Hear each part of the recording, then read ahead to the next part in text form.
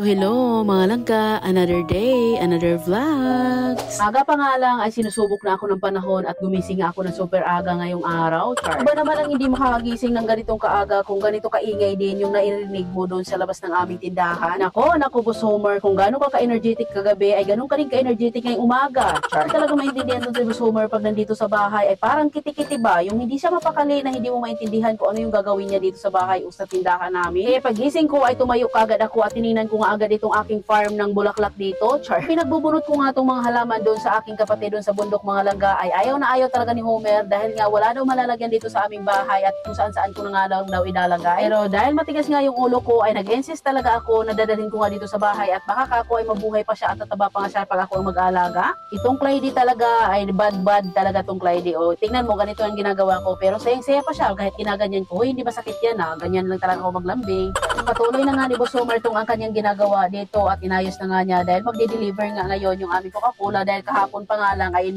nag-order na kami at tumawag na nga ako at ngayong umaga nga nila di-deliver kaya inayos na nga namin dahil alis din kami mamaya-maya. At itong hindi bumabiyahe o pumapasok si Boss Homer mga langga ay talagang sinusulit ko yung araw at ginagawa ko na nga yung mga gawain na hindi namin nagagawa pag andito lang siya namin ginagawa. So, naintindihan niyo ba yung sinasabi ko? Basta ganun, kayo na lang umaintindi. Natawag nga rin ni Boss Homer yung mother-in-law ko dahil papatanggal nga niya itong mga takip ng bote at itong ang plastic na ito ay mabibenta pa nga to, diba? Nagtatawag pa si Boss Homer ng mauutosan niya, Charis. At kidding aside mga langga, ganyan talaga si Mama. Pag may nakikita siyang nag-aayos ng mga bote dito si Boss Homer ay talagang tinutulungan niya.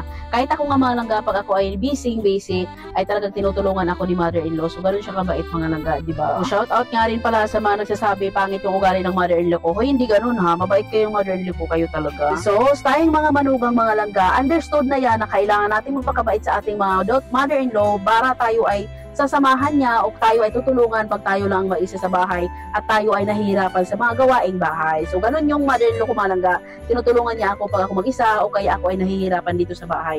O diba? Dapat kayo ganun din. Pero na-woke up like this talaga yung itsura ko mga langga. Tingnan nyo naman at bagong gising pa nga yan. O ayan, nagtutulungan na nga sila mag-ina dyan at tingnan nyo naman kung anong ginagawa nila. Nagsasorting nga sila ng mga bote dyan mga langga at inaayos nga nila dahil iba nga yung mga, mayroon nga ditong nakahalo na Mountain Dew at saka Cobra, so wala yun sa aming Coca-Cola product. So nandito yun, lahat kailangan mga Coca-Cola product lang yung aming deliver ngayon dahil yun lang yung aming papadeliver ngayong araw dahil yun lang yung aming walang stock dito sa aming tindahan.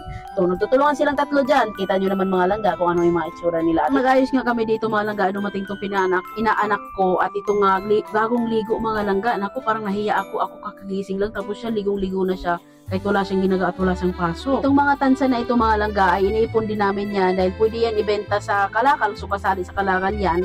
Pwede yan ibenta pag marami na yan, pwede bilhin yan ipapakilo mga langga. So inaayos namin kaysa na itatapon namin yan, so iniipon na lang namin yan tapos binibigay namin sa mother-in-law at ibibenta nga niya yan sa junk shop. Ay naku mga langga, baka dito na nga tayo yaman sa mga tansa na ito, kailangan natin ipunin ito. Much later. So nandito na kami sa aming next destination.